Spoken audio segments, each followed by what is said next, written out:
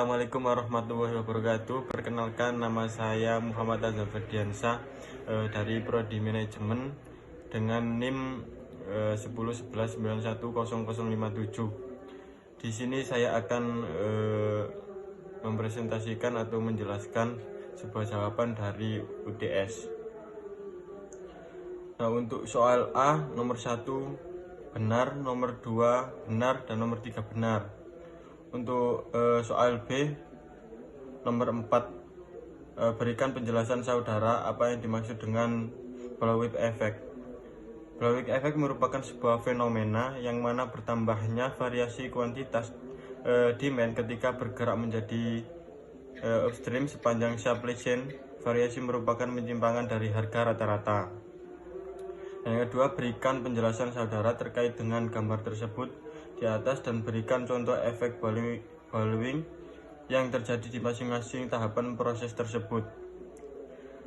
Nah, untuk mengidentifikasi gambar di atas, yakni sebuah tahapan proses dalam sistem rantai pasok, mulai dari pemahaman bahan baku ke pabrik, terus distribusi produksi jadi dari pabrik ke distributor, terus distributor ke pedagang besar, terus pedagang besar ke toko pengecer, dan akan berakhir di pembeli sebagai pengguna, dan harus memastikan pengecekan tepat kuantitas dan tepat waktu.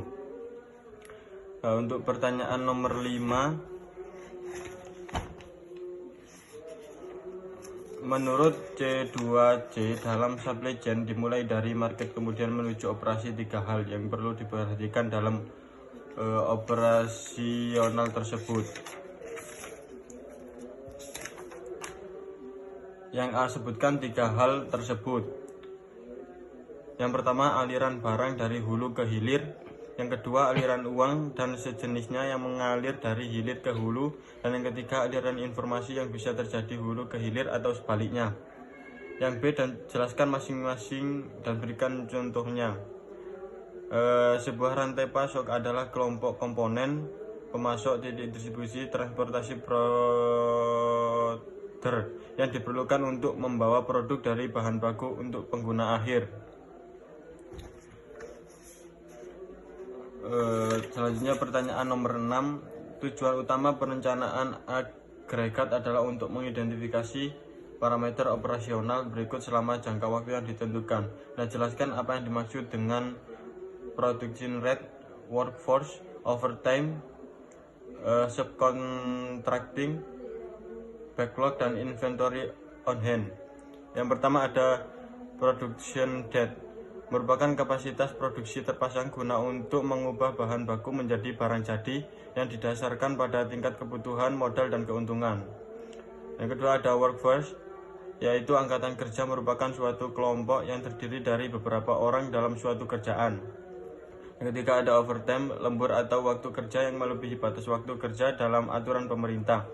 Selanjutnya ada subkontraktor, yaitu pihak yang ikut dalam pelaksanaan proyek dan bekerja di bawah main kontraktor atau kontraktor utama.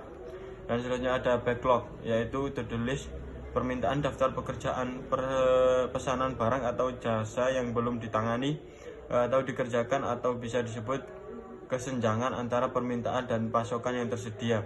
Dan yang terakhir ada inventory on hand, yaitu sebuah rasio keuangan untuk menunjukkan beberapa rata-rata perusahaan mengkonversi persediaan menjadi penjualan. Selanjutnya nomor 7, terdapat 4 metode yang umum digunakan. Sebutkan dan jelaskan keempat metode tersebut. Yang pertama ada kualitatif, yaitu metode peramatan bersifat subjektif dan bergantung pada penilaian manusia. Yang kedua ada deret waktu, yaitu metode peramalan deret waktu menggunakan permintaan historis untuk membuat ramalan. Yang ketiga ada kausal, yaitu metode peramalan mengasumsikan bahwa ramalan permintaan sangat berkorelasi dengan faktor-faktor tertentu.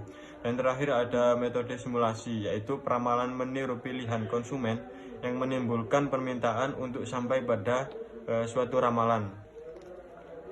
Itu saja presentasi dari jawaban UTS. Bila ada salah kata mohon untuk dimaafkan. Assalamualaikum warahmatullahi wabarakatuh.